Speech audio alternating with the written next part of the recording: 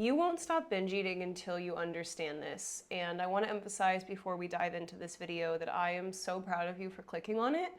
Binge eating is something that I used to struggle with severely, and it was a big part of my eating disorders, and I used to feel so ashamed.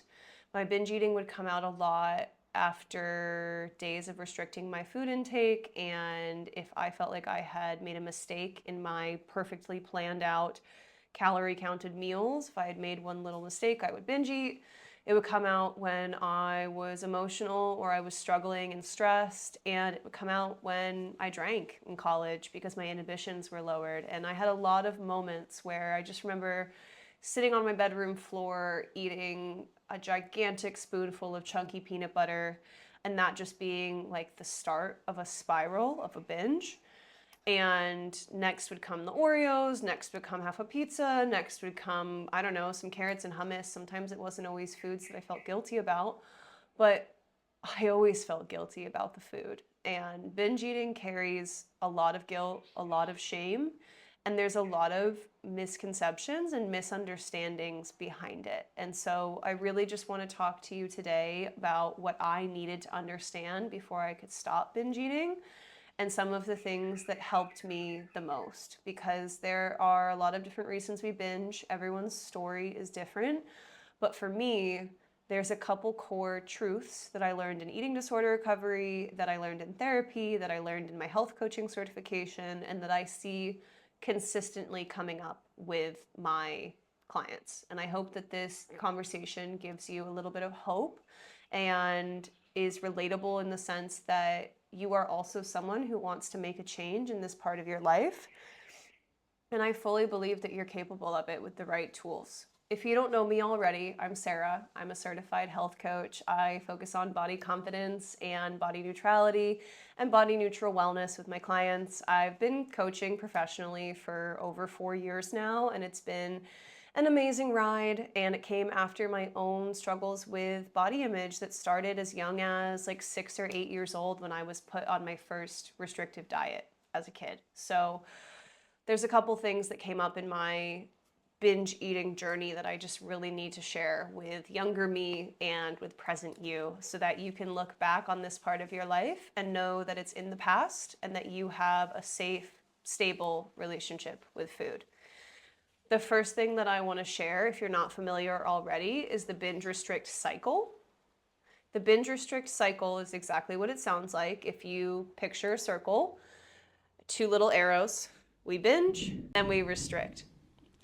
And because we restrict, we end up binging because our body, our evolution, our biology eventually overrides our mind. It will always win, in my perspective.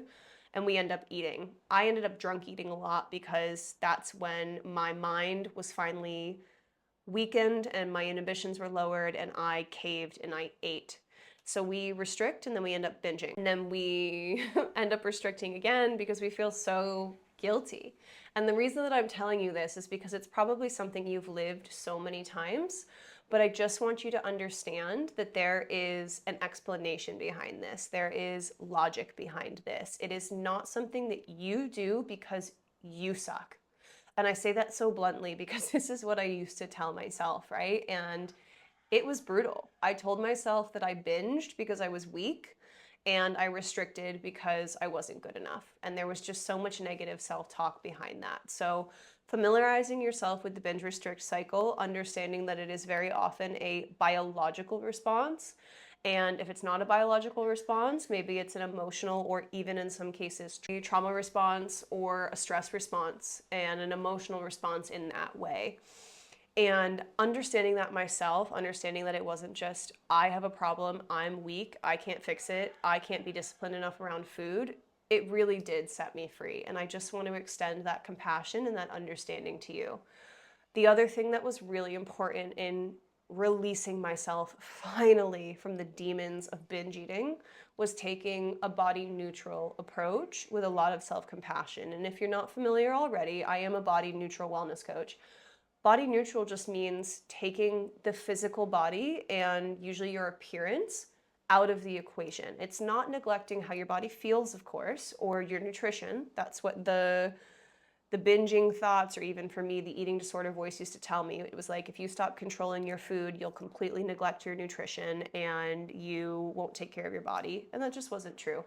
But body neutral approach really just means looking at food and self care and self love, not through the lens of how is what I'm going to eat going to change my body, or how is how much I'm eating going to affect how much I weigh. It's looking at food and self care or wellness habits through the lens of, how does this make my life easier? How does this make me feel good? How does this allow me to live a longer life? It's looking at the causes and effects of food that we put in and out, and understanding that there's so much we can focus on that is outside of our physical body. And so that was healing a lot of self-talk for me. That was telling me that my body needed to look a certain way in order to be attractive or to be liked by other people. And it was taking approaches to things like food and fitness and self-care that didn't focus so much on aesthetics or achieving physical goals or like numerical goals like calorie counting or goal weight, and shifting my goals instead to, how does this make my body feel? And so understanding the binge restrict cycle and then taking more of a body neutral approach to my wellness really was helpful in understanding how to free myself from binge eating. And then I was actually able to start doing that. So I mentioned that binge eating can come from a lot of different places. It's often the binge comes from biology and your body overriding because it needs calories, it's deprived of calories. Oftentimes it comes from emotions. It's a way to cope emotionally or even celebrate emotionally. Like, people don't think about emotional eating through the lens of when we eat to celebrate good things that happen, like cake on your wedding day or drinks after promotion at work kind of thing. And I just want us to understand that we can give ourselves a lot of self-forgiveness in this process, because something that does not help you free yourself from binge eating is shitting on yourself for binge eating. It doesn't help. When we stack shame on top of the shame that we're already feeling, it doesn't dissolve the first layer of shame, it intensifies it. So we often need to understand that healing from this is going to require a lot of patience and oftentimes outside help. I have a lot of clients who want help with their binge eating. I have a lot of clients who have also used therapists to help them with their binge eating, and just other resources like watching this video as well. But if you need help with this, I am so happy you're here. You can always reach out to me. I stay within my scope, so if we need to refer you out to someone else as well, I will always do that with confidence. But we need to have self-forgiveness in this process. Something else that I think is really, really helpful to releasing yourself from binge eating is approaching it with curiosity, not criticism. So we often criticize ourselves for binge eating, and we often use the binge restrict cycle as punishment for ourselves as well. Now, instead of meeting yourself with criticism, which is like, I'm weak, so I binged, or I can't stop this binge restrict cycle because I don't know, I'm just not strong enough. There's so many confusing thoughts when it comes to binge eating, right? It's like the ones that make us feel like we need to look a certain way and that's why we do it, but then the ones that know that it's not good, and then we shit on ourselves for not being able to stop. But there's like this war that's happening in our minds that's just so exhausting sometimes. And so approaching with curiosity, not criticism, is exactly what it sounds like. It's using daily reflection to ask yourself, how often am I binging? How am I feeling right before?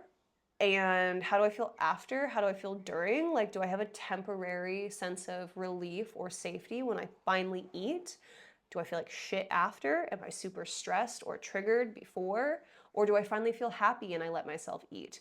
But just curiosity around understanding your patterns is essential before you can move on to the next step, in my perspective, which is combating the binge. And combating the binge is not forcing yourself to stop cold turkey for a lot of people. If you can do that, that's amazing. But just diving into normal, in my little finger quotes, eating habits is really hard for a lot of people, especially because we use binge eating as emotional coping in a lot of scenarios. And so the way that you start combating the binge is actually to complement it with some other behaviors that are a little bit more sustainable or self-loving or mentally or physically healthy. So for example, if you binge eat when you are super overwhelmed with work, then before, during, or after the binge, can you also take a long hot shower or do some skincare or do some journaling, like this curious daily reflection that I recommend? Can you habit pair so that at least when you binge, you also do something else that helps you in a more positive way? Because although it doesn't feel good and we've identified it as a negative behavior overall, the reason that binge eating exists is because it is trying to keep you safe from something. It's trying to, motorbike going by, it's trying to keep you from feeling a painful emotion. A lot of my clients, they binge eat after they see family, and I laugh because it's so relatable. It's not because it's funny. We binge eat after we see family because it's so fucking stressful to be around these people that we're related to. And something that I recommend a lot of my clients do after seeing family is just like, maybe you just have gotten back in the car after seeing them, or you've just opened the front door and you get home finally from seeing them, or they leave your house and you're cleaning up.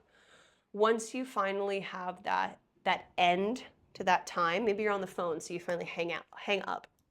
When that end to that time comes, just take 5 deep breaths. And I'm not saying that taking 5 deep breaths will cure your binge eating. Again, we're just trying to habit pair. And even if you end up binging, you're starting to bring a little bit more mindfulness and attention to your feelings into the equation. And that's how you start to give yourself a little bit more compassionate support.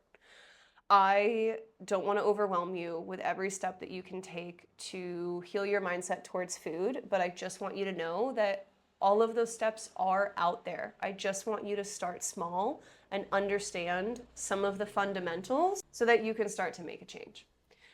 I have workbook upon workbook helping my clients with their relationship with food, lessening binges and lessening food rules and making intentional, balanced nutritional choices.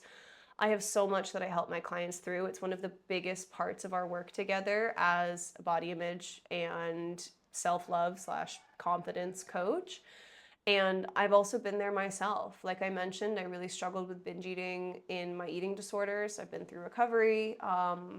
My body's changed a lot through that time. So I've navigated the weight change. I've navigated being someone in a bigger body and how the world treats you then. And I've navigated losing weight many times up and down in recovery and how people treat you different then as well. And I mean, the biggest life experience that we all have is that we eat every day. And you will eat every day. Ideally, go have your snacks.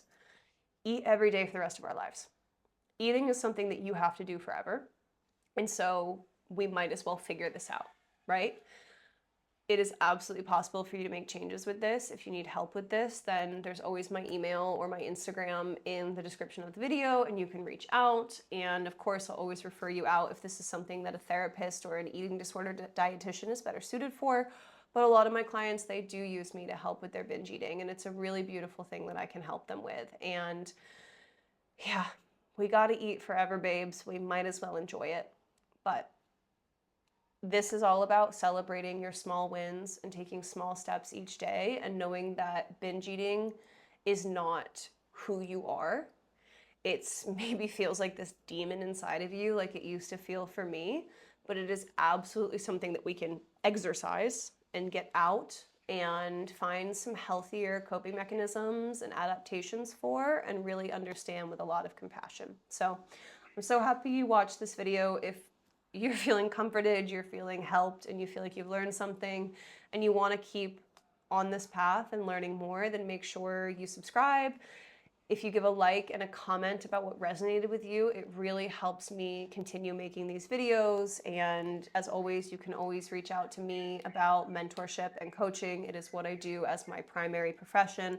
I make these videos on the side just to meet more of you and help more people, but it is really where I thrive in mentorship and where we see the most change. So email or Instagram DM is the best way to inquire about that. And I'll see you next time.